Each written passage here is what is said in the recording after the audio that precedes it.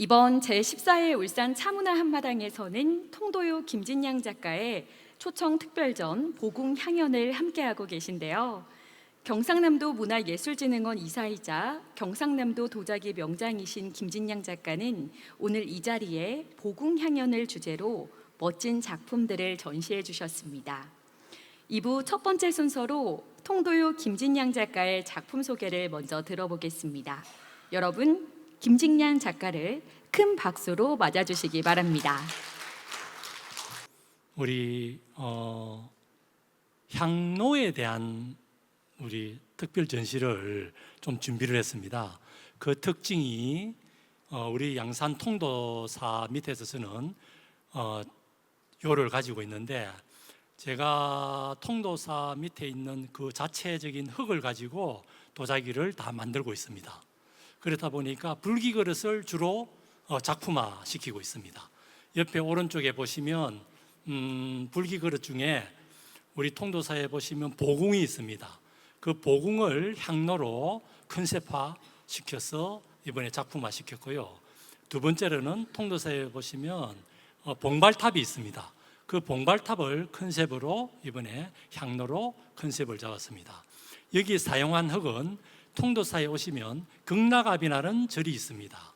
그 극락암에 있는 거기에 옛날 우리 어른 스님들이 거기에 도자기 흙이 아주 좋은 도자기 흙이 있었습니다. 그것을 제가 20년인가 약 한 20몇 년 전에 거기에서 흙을 다 채취해 가지고 있습니다. 유일하게 그 흙으로 만든 작품입니다. 그리고 두 번째는 여기에 보시면 우리 선생님들 보통 보시면 작품 중에 회령유라는 이야기를 많이 들어보셨을 겁니다. 색깔나는 이야기입니다. 중국에서는 균요라고도 합니다. 근데 그것을 제가 중국의 하얼빈 국립대학교에 초빙 교수로 갔을 때 거기 중국의 연변에 진짜로 북한에 있는 회령에 사신 분이 연세가 한 80 정도 되신 분이 연변에 와가 계시더라고요. 그분을 특별히 제가 만나서 북한의 해령유에 썼던 재료가 무엇인가, 제가 그거를 좀 알고 싶었어요. 사실은 저는 옛날 걸 재현 복원하는 사람이거든요. 그러다 보니까 그것을 연구를 해서 그분한테 처음에 가르쳐 주려니까 안 가르쳐 주더라고. 그거를. 그런데 거기에 들어갔던 재료와 유약의 재료가 무엇인가 파악을 다 했습니다. 그래서 약 한 7년 만에 재현을 해가지고 여기에 우리 한국에서 우리 선생님들이 가지고 있는 해령유와 진짜 북한에서 사용한 해령유가 무엇인가 두 종류를 여기에 제가 이번에 비치를 했습니다.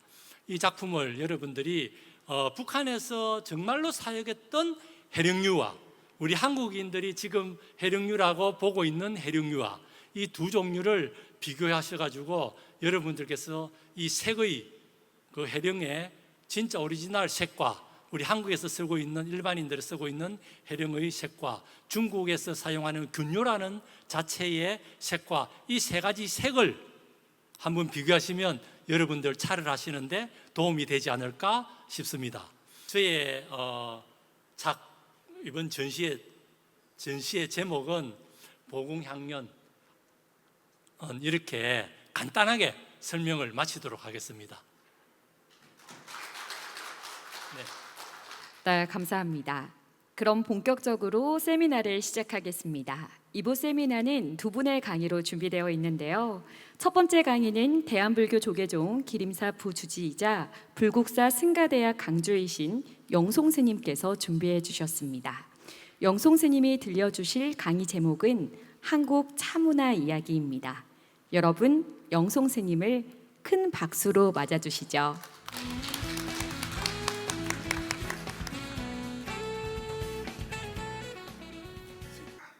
우리 차문화의 2000년 역사와 헌담문화의 정체성을 확립하고 그 바탕 위에 이런 유구하고도 찬연한 차문화의 꽃을 올려놓는다면 우리의 차문화는 한층 더 객조를 떼서 국제문화 교류에 있어서도 그 빛을 발휘해서 국가의 문화 이상을 더 높일 수 있다고 생각합니다.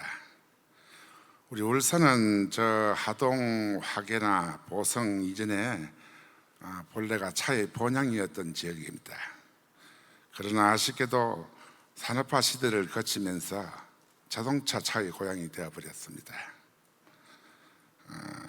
옛글에 천도는 순환하여 무왕물복이라, 하늘의 이치는 돌고 돌아서 가면은 다시 돌아온다고 그렇게 말씀하셨습니다. 우리가 이렇게 좋은 시절 인연을 만났으니 우리 울산이 본래 차의 본향으로 돌아가는데 그런 날이 멀지 않았으리라 생각합니다. 오늘 강의하고자 하는 내용이 비록 짧은 어문이지만 인터넷상에 떠도는 해석본들이 너무 많은 오류를 범하고 또 본의를 왜곡하고 있기에 바른 전달이 필요하다고 느껴서 원문에 충실해서 그 뜻을 전달해 드리도록 하겠습니다. 먼저 한국 차문화 이야기의 오늘 주제 중 한 부분인 매월당의 거모 문화에 관해서 말씀을 드리도록 하겠습니다. 매월당 거모 문화라, 이건 본래 없던 이름이었는데 제가 한번 만들어 봤습니다. 왜 매월당 거모 문화라고 이름을 붙였는가? 매월당은 생애 중 가장 찬란하고도 가장 아름다웠던 시절을 보냈던 곳이 바로 여기 울산과 연계된 경주 남산 거모 산방에서의 7년 생활이었습니다. 그래서 여기서 이룩한 두 가지의 획기적인 작품, 문화, 이것이 매월당의 거모 문화라고 지칭할 수 있는 것입니다. 그 중에 하나가 우리가 흔히들 알고 있는 거모 신화 이야기, 그리고 하나는 초암차 문화 이야기입니다. 이 두 가지가 양축이 되어서 매월당의 거모 문화를 이렇게 형성했다고 할 수 있겠습니다. 이 거모 신화는 어떤 것이냐 하면은 말 그대로 우리가 최초의 한문 소설, 이거 그렇게 중요한 내용 아닙니다. 최초의 한문 소설이든지 뭐든지 간에 다만 이 작품이 그 당시 우리나라에서는 출간되지 못하고 일본에 전해져서, 일본에 유포되어서 동아시아로 전해져서 당시에 베스트셀러가 되었던 국제적 작품이다. 그래서 이 작품성에 대한 공부가 필요하다, 그런 의미에서 거모 신화를 매월당 거모 문화의 한 축으로 이렇게 이야기하고 있습니다. 그래서 거모 신화의 작품성, 우리 한국에 그야말로 셰익스피어 같은 그런 작가인데도 우리는 너무나도 알아주지 못하고 있다. 조선 500년 내 최고의 문장가 매월당의 작품색에 대해서 너무 무지하고 있다. 이런 말씀을 먼저 드리고, 오늘 주제가 차 이야기이다 보니까 차를 위주로 이렇게 말씀을 들어야 되는데, 흔히들 우리가 매월당 이야기하면은 저번에도 한번 어떤 교수님이 나오셔서 강의하신 걸로 알고 있습니다만, 매월당은 스님입니다. 그래서 매월당 설잠 스님이라고 이렇게 불러야 되는데 세속에서 흔히들 그냥 매월당 김시섭이라고 부릅니다. 이런 입장을 바꿔놓고 생각하면 저는 별로 기분이 좋을 것 같지 않는데, 매월당이 살아 계신다고 한다면 매월당을 김시섭이라고 이렇게 지칭하는 것은 조금 결례가 아닌가, 그런 생각도 듭니다. 나이 20대 초에 19, 20에 이렇게 출가하셔서 사육신의 그 시신을 수습하시고, 그때 당시 성녀의 모습으로 사육신의 시신을 수습하셨던 기록이 있습니다. 그리고 평생을 손님으로 이렇게 유랑생활을 하시다가 마지막에 이렇게 59에 부여 무량사에서 열반하셨던 그분의 생일을 두고, 손님으로 사시다가 가시는 어른을 두고 이렇게 매월당 김시섭이라는 속명을 부르는 것은 결례일 것 같다라고 이렇게 말씀을 드리고 싶습니다.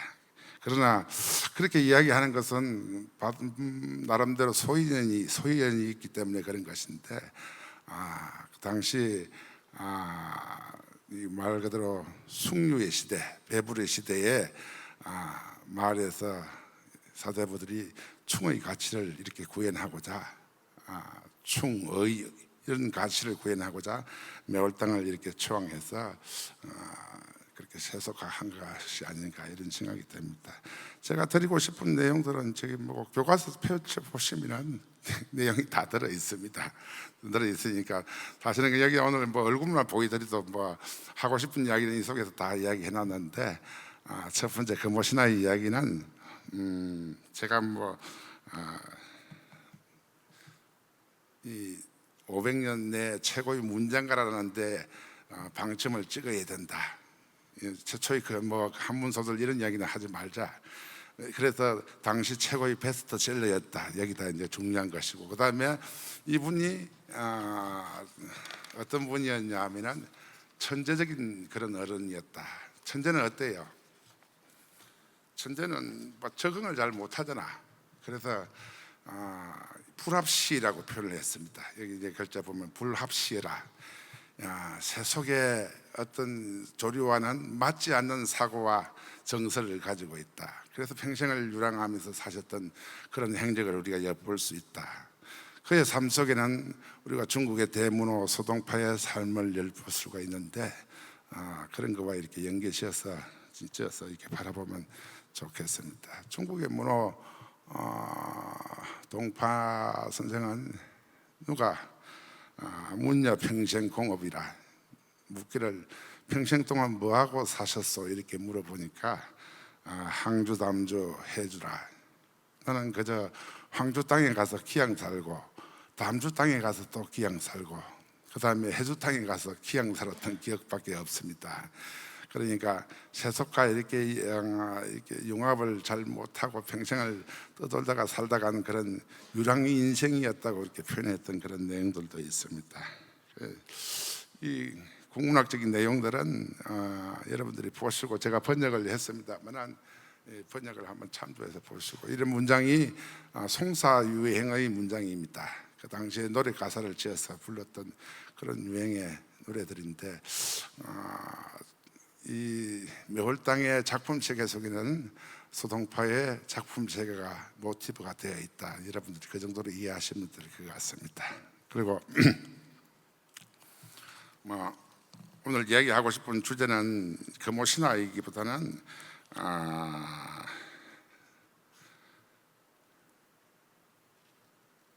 초암차 문화에 관한 이야기. 초암차 문화에 관한 이야기는 흔히들 많은 이야기를 합니다. 그래서 매월당에 초암차 문화가 있다. 그럼 초암차 문화가 무엇인가? 그 다음에 이것이 일본의 초암차 와비차의 어떤 본류이다 이렇게 이야기하는데, 그러면 어떤 것을 두고 무조건 막연하게 매월당의 초암차 문화가 일본 초암차 와비차의 어떤 원조이다라고 이렇게 이야기할 수는 없는 거지 않습니까? 그래서 그거 내용을 좀 더 이렇게 살펴서 이야기하는 것이 맞다 이렇게 생각이 되었습니다.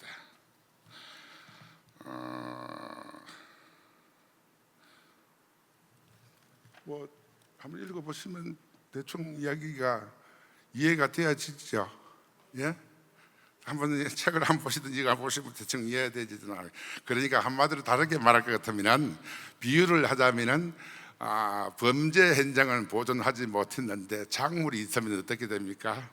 그럼 범죄가 이게 법적으로 성립되어지는 거잖아요. 그러니까 지금 매월당이 이 초암차 문화를 일본의 준장로에게 건네주었다는 정서는 써주지 않았지만은 어떻습니까? 일본에는 그대로 매월당의 초암차 문화가 남아 있으니 이거는 빼도 박도 못하는 증거 자료가 되어지니까, 그래서 일본의 차 문화는 매월당의 초암차 문화에서 기인된 것이다라고 이렇게 얘기할 수 있다라고 말씀을 드릴 수 있겠습니다.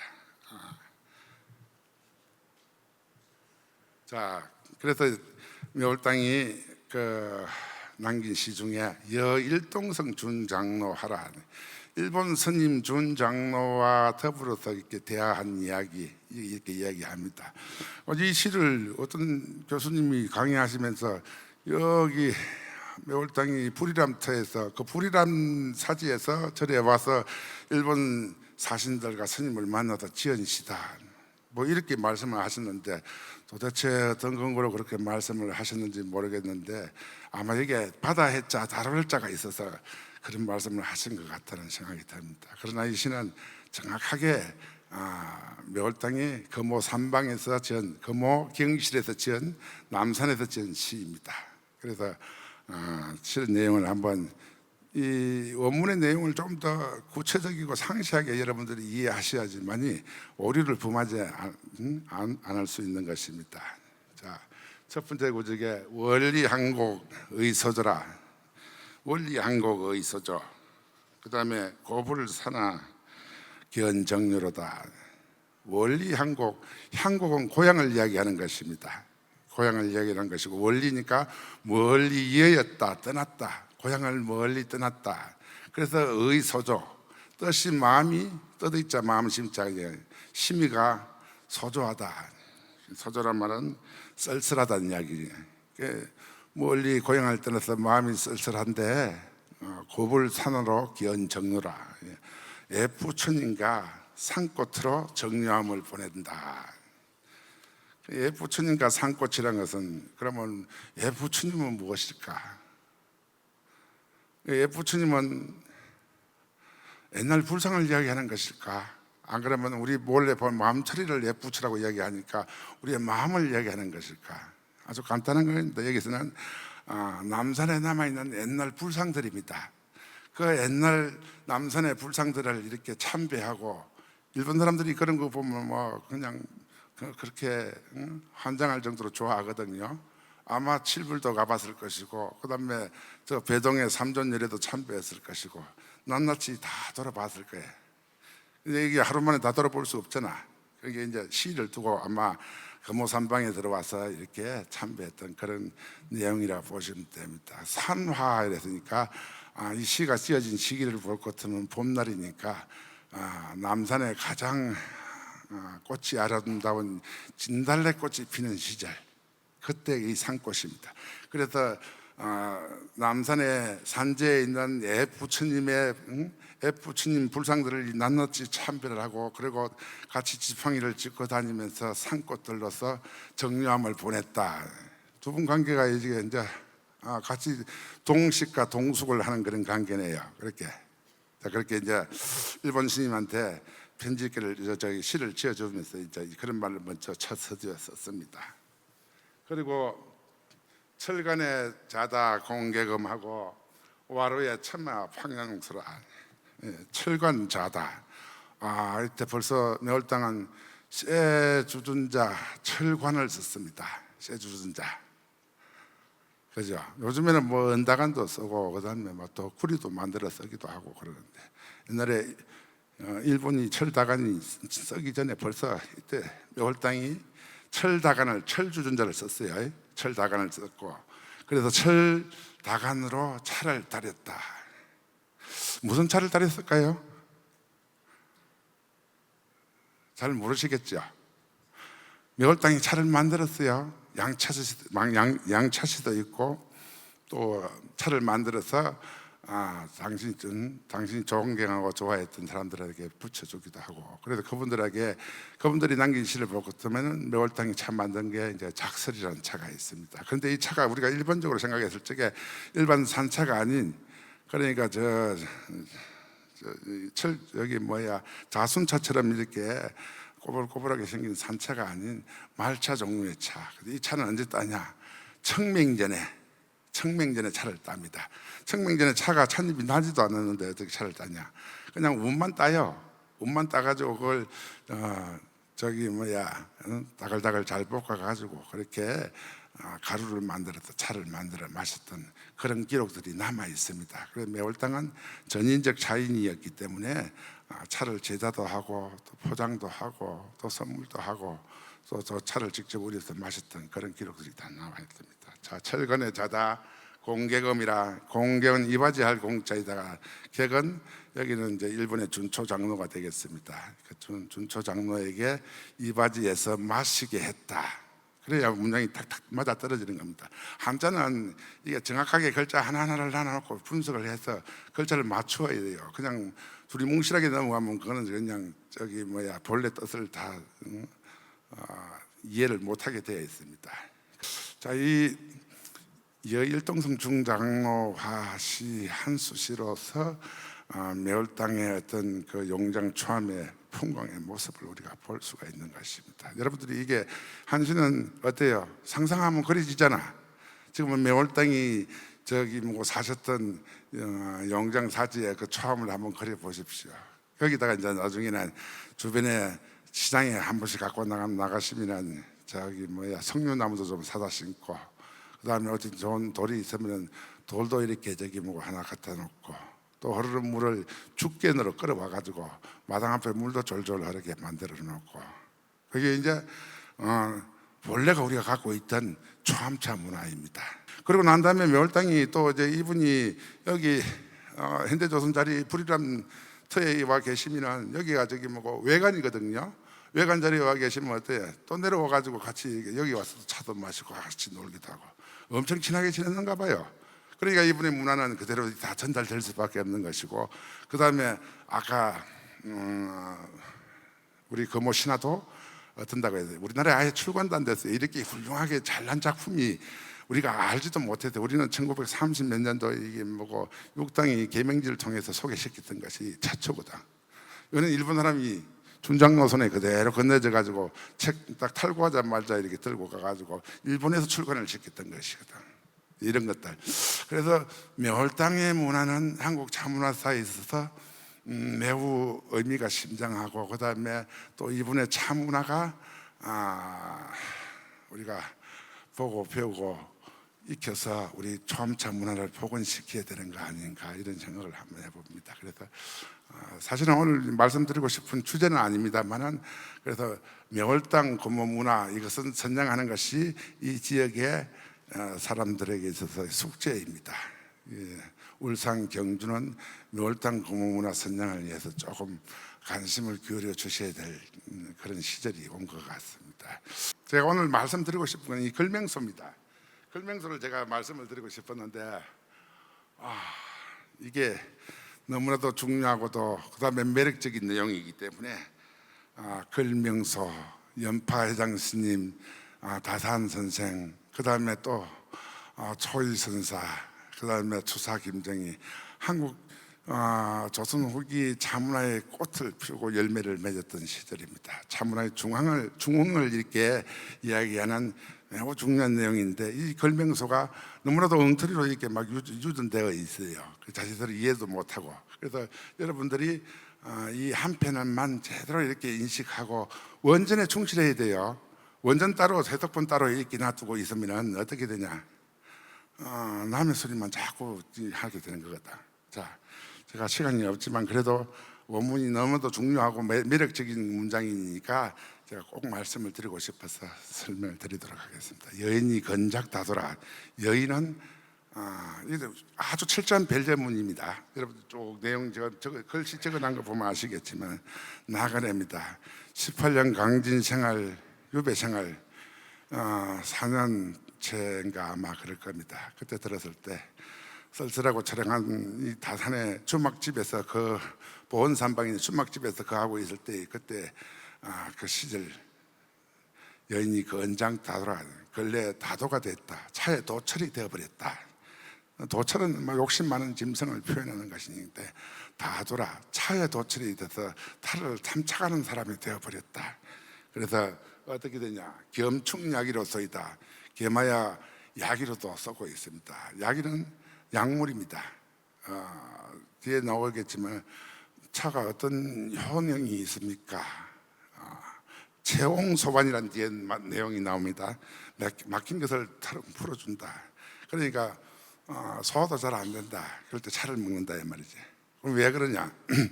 다산은 억울하거든요.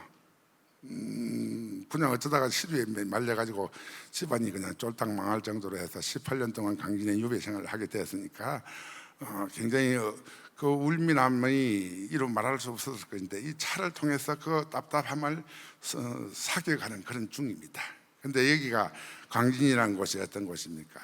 고려시대부터 저 전래 내려오던 월남사지에 가서 보면 진각해신 스님의 차문화, 그 다음에 그런 문화가 이게 좀 대대로 유전되어 왔던 그런 곳입니다. 마지막으로 저기 평소에 좋아하는 이 결명서를 받았던 스님이 연파회장 스님, 아함회장 스님이라고 해요. 아함이라고 표현해요. 아함이라고 표현하는데 여러분들 아마 아함이 더 친숙하실 겁니다.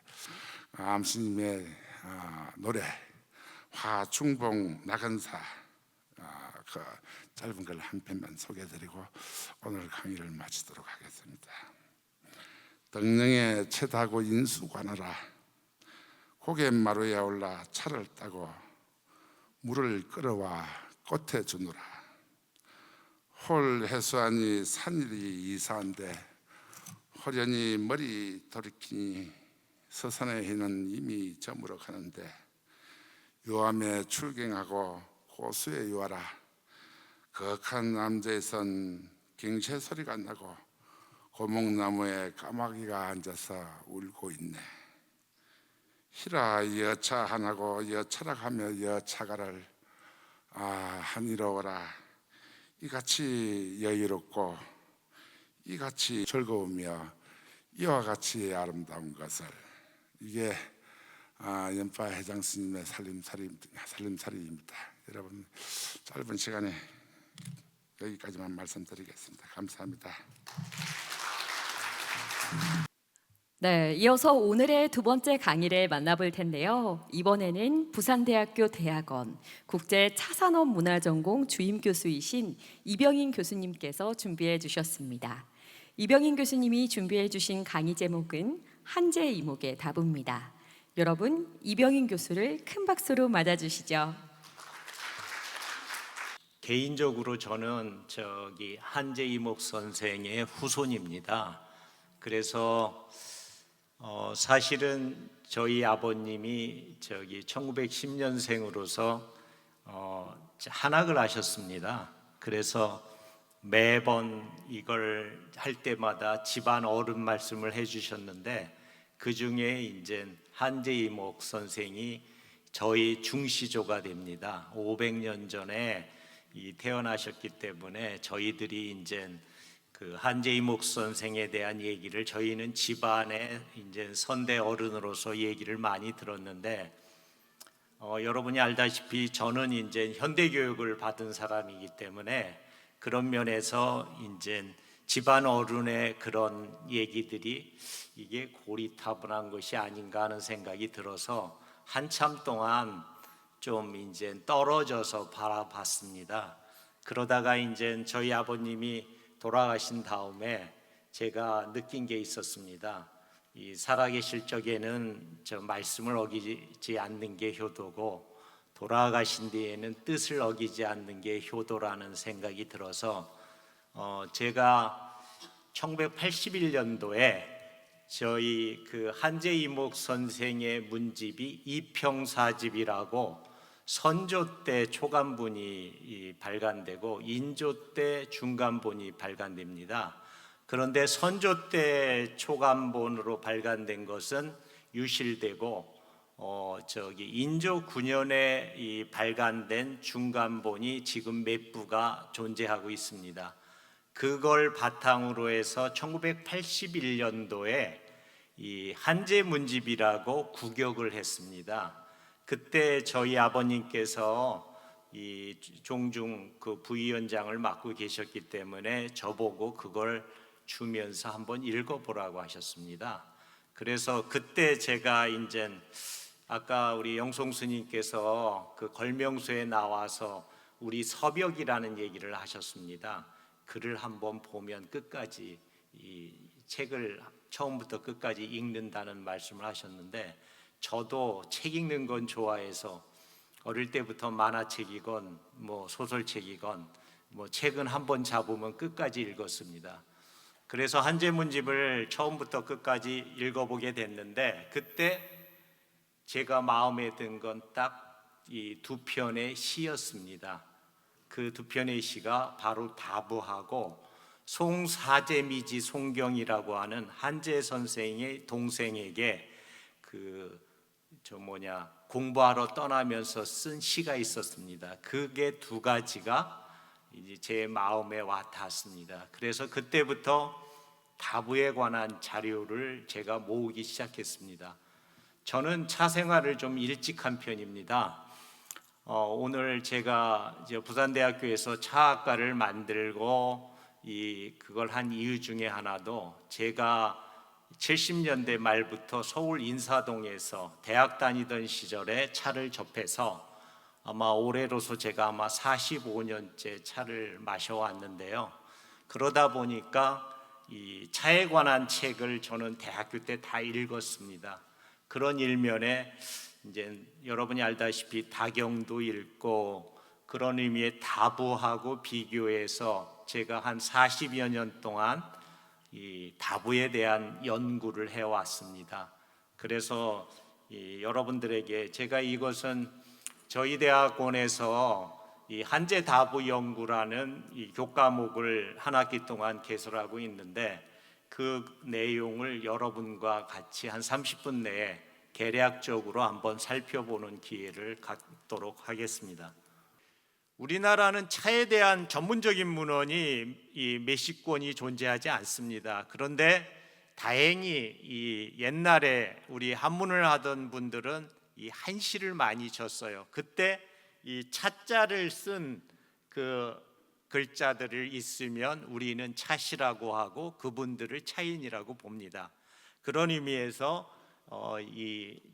이평사집에 나온 대표적인 다시가 다부이고 그 다음에 이 동생에게 쓴 이 19절이라는 것을 알아두시고요.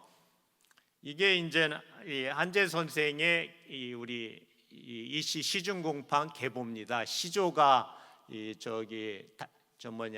당나라 때 우리 신라로 와서 이자 한자가 시조입니다. 그래서 전주 이가의 시조는 이자 한자분이고요. 그분의 15세 손이 시중공이라는 분이 이제 중시조가 됩니다. 그래서 이렇게 쭉 와서 이 백유라는 분이 한제 이목 선생의 이제 할아버지 뻘 되는데 이분이 완성부원군이라고 해서 이태조가 조선을 세울 때 개국공신이 됩니다. 그래서 여러분이 이제 여기 보면 한제 이목 선생이 여기 손자로서 이렇게 있게 되는데 그분의 이제 돌아가시기 전에 아들을 하나를 낳습니다. 세자 장자라고 해서 감사공이라는 강원도 관찰사를 하는 분이 이제 이 아들을 두셔가지고 그 손주가 5분이 있습니다. 그 중에 이제 이 맏손주가 이 교의공 저희 그 위에 선대되시는 분이고요. 이분들이 이제 주로 한제 이목 선생이 28에 돌아가셔서 그 당시는 역적으로 돌아가셨기 때문에 모든 후손들의 삼족을 멸하게 되는데 이 한제 후손의 할아버지가 개국공신이기 때문에 개국공신일 경우에는 다 멸족을 하지 않고 살려주셔가지고 그때 외가인 공주에서 살기 시작합니다. 그래서 500년 동안 공주에서 살다가 지금은 한제 선생의 후손들이 공주 위주로 해서 공주, 대전, 서울 쪽에 살고 있습니다. 그러면 이제 한제 이목 선생이 어떠하신 분인가부터 살펴보도록 하겠습니다. 여러분들이 알다시피 한제 이목 선생은 2가지 의미가 있습니다. 조선 성종 때에 절조 있는 선비였다는 것, 그리고 다부를 지은 차문화의 선도저였다는 것, 그 2가지가 이 의미가 있습니다. 그런 의미에서 이 한제 이목 선생의 기본 사상은 도학의 도학 사상으로서 내 마음의 하늘, 오중지천이라고 해서 내 마음의 하늘이 있다는 거고, 차학은 다부의 마지막 결론인 내 마음의 차가 있다는 겁니다. 그래서 내 마음의 하늘과 내 마음의 차가 이 한제 이목 선생이 이야기하고자 하는 도학과 차학의 핵심 내용입니다. 이래서 요건 1471년에 태어났고 14세 전필제 김종직 선생의 문화에 들어가서 25세 때 연산군 원년에 이 천도책과 등용 인재책문이라고 해서 대과에 장원급제를 합니다. 그래서 26세에 영안남도 병마 평사로 갑니다. 그래서 여러분 저 한제 선생의 그 마지막 직위가 병마 평사였습니다. 그래서 그분이 이 문집 이름이 이평사집입니다. 그래서 그때 사과 독사를 하는데, 그거는 이제 그 옥당에서 이제 그 우리로 얘기하면 요즘에 영구년이죠. 영구년을 줘서 그 일정 기간 동안에 그 스스로 공부하게 하는 이 개인 독서 시간을 줍니다. 그때 아마 다부를 저술했을 거라고 추정을 합니다. 그러니까 보통 25세 때 공주에 유배 갔을 때나 아니면 26세 때 사가 독서 때 다부를 썼을 거라고 보는데, 여러분이 알다시피 다부는 26살의 그 청년이 썼다고 보기에는 상당히 이 내용이 완숙미가 있습니다. 저도 지금 이 환갑이 넘은 나이지만 저보다 어린 제 아들이, 지금 제 아들이 28인데 28살 아들이 그런 걸 썼다 하는 거는 상당히 좀 그 당시 학문적 수준이 높았다고 볼 수 있는 거죠. 그래서 제가 이 문제 가지고 많이 고민을 했습니다. 어떻게 젊은 나이에 저런 글을 썼을까 하고, 그랬더니 저희 대학에 한문학과가 있습니다. 지금 한문학과의 인문대 학장으로 있는 이준규 교수가 몇 년 전에 이제 전필제 연구소라고, 전필제 김종직 선생을 이제 그 기념하기 위한 문집 번역을 하는 대표적인 연구소인데, 거기 연구소장으로 있을 때 저하고 차담을 하면서 이 다부에 대한 얘기를 하더라고요.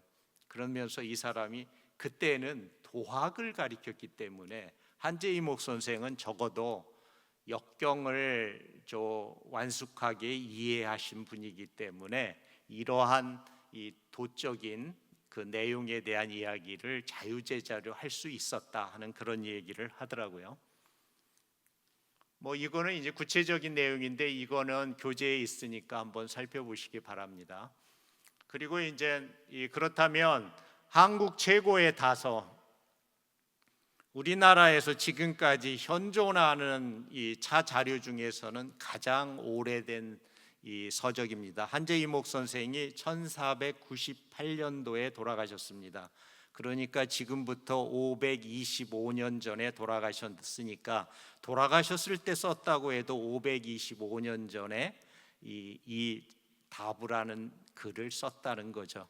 그런 의미에서는 지금 이제 우리가 여러 가지 차 유적이나 이런 건 있어도 차에 관한 전문적인 글로서 현재 존재하는 걸로서는 가장 오래된 그런 글이라는 것에서 우리나라 최고의 다서라는 기본적인 가치가 있다고 봅니다.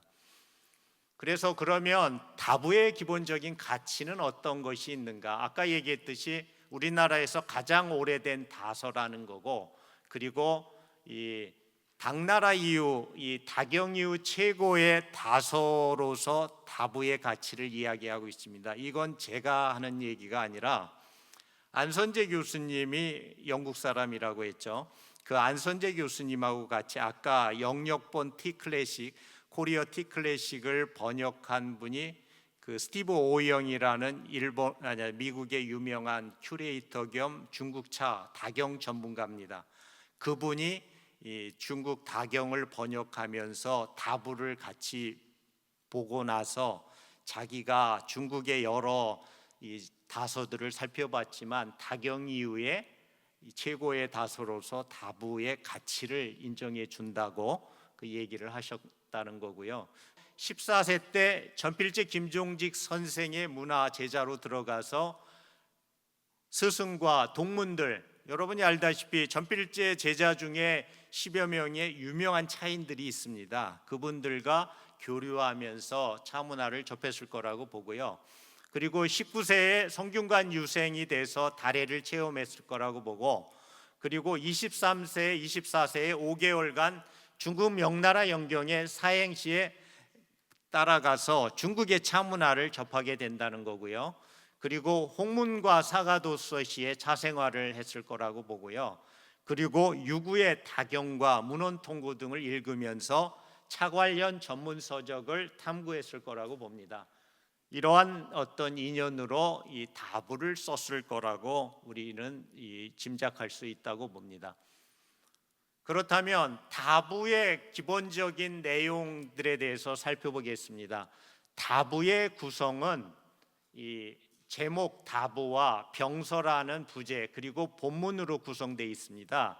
그래서 제목 두자, 병서 부제 두자, 본문 1328자에서 총 1332자로 이루어져 있습니다.